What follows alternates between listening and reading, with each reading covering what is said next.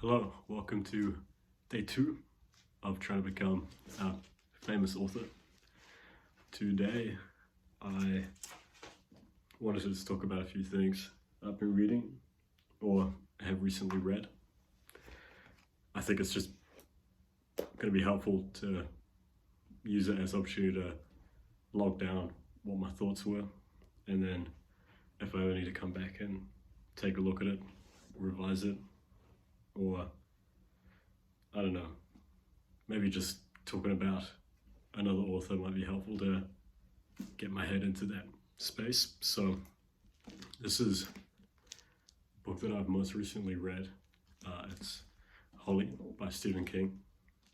It is set in COVID times, which is pretty weird because I don't think I've read anything before that explicitly mentions COVID. It's either ironed out as if there was never a pandemic, or it seems like things are just set in times around when the pandemic occurred. So it was pretty new to me to see someone actually make it one of the integral themes, because the characters, every time they meet each other, are bumping elbows or asking each other if they've had a vaccine or not. So it's pretty much always in the background, and maybe adds a little bit to the body horror too, in a way, but I won't spoil too much. But I have also read Stephen King's 11/22/63, which I think is one of his only novels that is not horror, besides his fantasy novels and now murder mystery novels. And I can still see the horror coming through, but compared to the books of King's that I've begun reading, and perhaps I don't think I've finished any of his pure horror novels, the horror still comes through, but his focus on other things, I think, is what draws me to it more. His straight horror novels, none that I've picked up so far have got me yet, but I can't remember the last one I grabbed. So it might just be I need to just grab one and get myself to get into it, because I did watch Carrie recently, the original. It was with my sister, and that was really cool. There were a few questions we had about the filmmaking, because it did seem like a lot of it was just you looking at these school kids going through their days, and it's like a bit of a lingering gaze throughout. But there were other, the scenes were clearly iconic and definitely building up to the finale.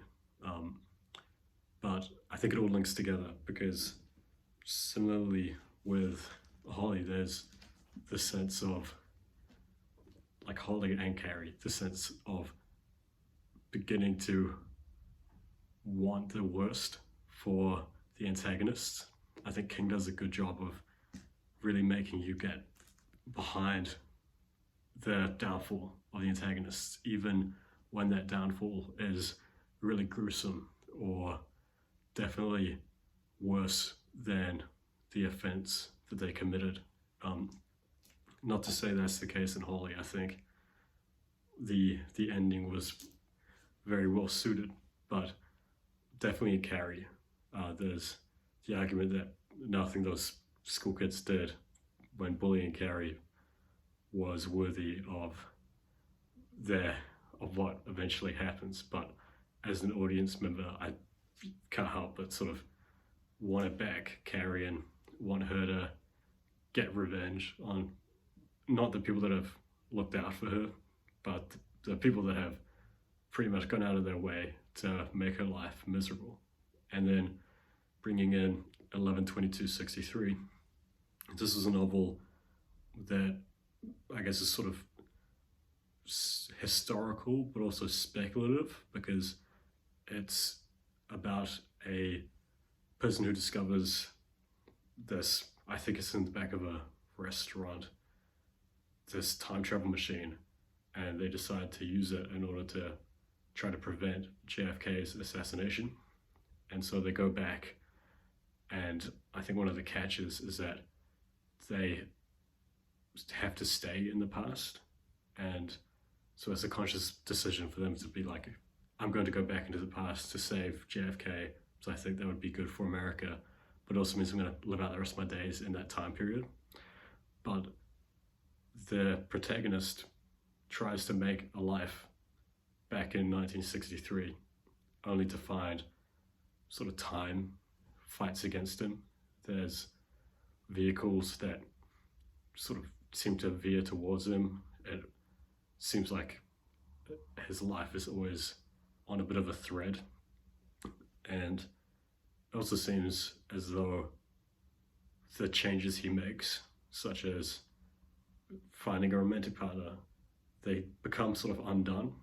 It's almost like history is trying to prevent itself from being thrown off course. And that, I think, comes back to Holly and Carrie, because I think there's, first off, King does a good job at making there be a really strong sense of payoff in both.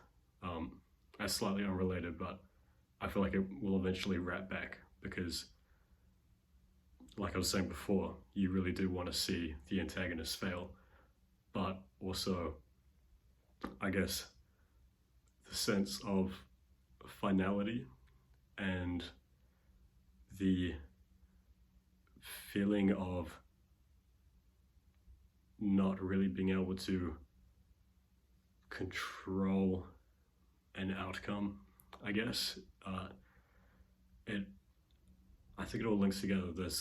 It almost seems like what ends up solving the conflicts and bringing about justice is the domino effect, and isn't necessarily directly through one character.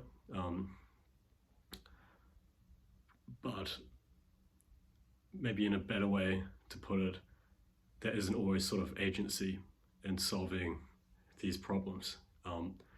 And also there's not really always agency in getting into them. I mean, Carrie just finds out that she has these supernatural abilities. Holly, as a private detective, doesn't know just what kind of danger she's potentially walking into. It's kind of really stretching the imagination for what humans are capable of, even for someone in her line of work that has probably seen a lot of terrible things. Even this has to bend her expectations a bit. And then 11/22/63, the way that time fights back, or history's fighting back to prevent itself from being changed. So I'd say in all three cases, King does a good job of narratively making his characters feel subject to like powerful forces, and at the same time giving us a sense that these forces at play will bring about a strong sense of payoff at the end. I mean, another way he does that too is just dropping these sort of seeds throughout. I would say in Holly, there's this joke that she's working on because she's inherited a lot of money. She's trying to find the final line to a new millionaire walks into a bar, and she can't find the punchline, but it keeps coming up, and it's sort of one of the superficial promises that King makes. It's just one of the very surface level ones, whereas the deeper promises he seems to make are that the two antagonists are going to face justice, that there's going to be some level of retribution, and that everything is going to be revealed in an entertaining way. But the superficial hooks or promises are also really effective, I think, because it just adds to the feeling of this background force that is going to take us where we need to go and cause things to collide in a really interesting way. I think it also relates a bit to Stephen King's memoir, slash craft book. Not actually in the part directly related to writing, but towards the end he has a bit about life, I guess, and he talks about his well, the time as a pedestrian he was hit by a car, and talking about how he was sort of within a hair of losing his life, and there's that same precariousness, I think, in the two novels and the one movie of his that I've seen, or not his movie, but based on his book. So I like to see the way that balance is made, and it's something that I would definitely want to try to weave into my own narratives to make that feel like there's something that could go terribly, or there are things that are forcing the narrative into places of terribleness or intrigue that are kind of beyond the character's ability to control, just to make the reader always feel like they're going somewhere very complicated and chaotic and interesting. So I think that's definitely one of the things that really strongly pulls me into King's work. So those are a few thoughts there.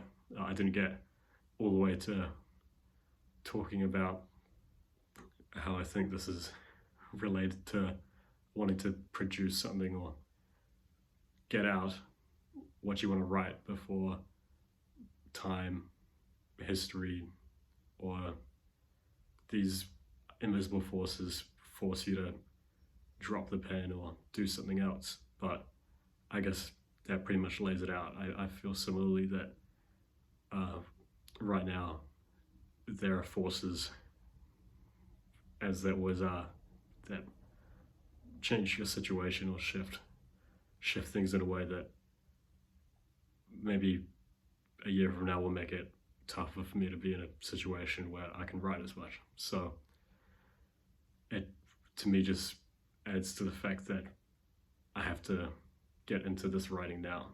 You know, cars in Edinburgh are crazy. You don't know when, like King, you might be a pedestrian who 1 minute is walking through the woods and the next is clinging on for dear life in an ambulance. So, not to be